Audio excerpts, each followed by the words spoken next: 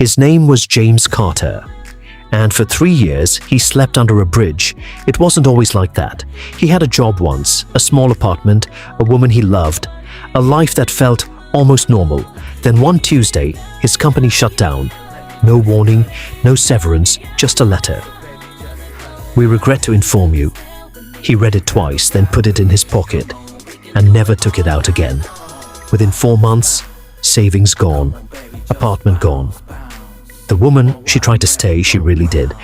But watching someone drown is different from drowning with them. She left on a Thursday, left a note on the kitchen table. "I'm sorry, James." He kept that note too. The first night on the street, he didn't sleep. He just sat, back against a wall, watching people walk past. Nobody looked at him. Not once. He had become invisible. He spent 3 years invisible. 3 winters, 3 summers, soup kitchens, shelter lines, park benches. He learned which streets were safe, which people were kind, which nights were dangerous. He learned things and that no school ever teaches. But James had one thing, one habit he never broke. Every single day, no matter what, he read. Newspapers from trash cans, books left on benches, torn magazines from waiting rooms. He read everything. Business, psychology, history, philosophy. He had no money, but his mind was becoming a library. One afternoon, a man sat beside him on a bench. Expensive suit, tired eyes. He loosened his tie, stared at the ground, then said, "Bad day." James looked at him. Just one.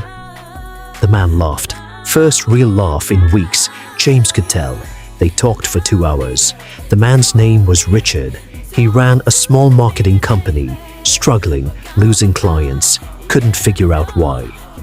James listened, then quietly said, "Your problem isn't your product.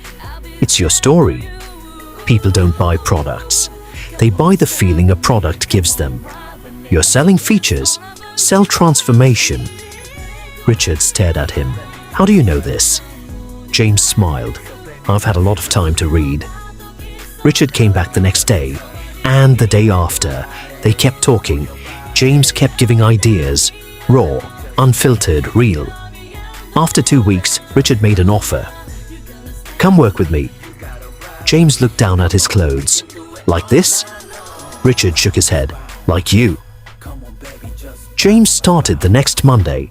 No office, no desk, just a corner, and a second-hand laptop Richard bought him. Within 3 months, 2 of Richard's biggest clients came back. Within 6 months, 4 new clients signed. Within 1 year, the company had doubled. Richard gave James a raise, then another, then made him a partner. James rented a small room, then a small apartment. He bought a suit, just one. He wore it every day, washed it every night. 5 years later, James Carter stood in a penthouse office, floor-to-ceiling windows, city below, his name on the door. A journalist came to interview him, asked the question everyone asks, "What was your turning point?" James thought for a long time, then said, "There wasn't one.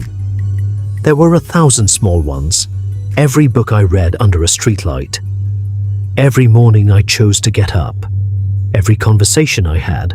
Every moment I decided," he paused, "that my situation was not my identity." The journalist wrote that down, word for word. James still has 2 things in his desk drawer. The letter that said, "We regret to inform you," and a note that says, "I'm sorry, James." He doesn't keep them out of pain.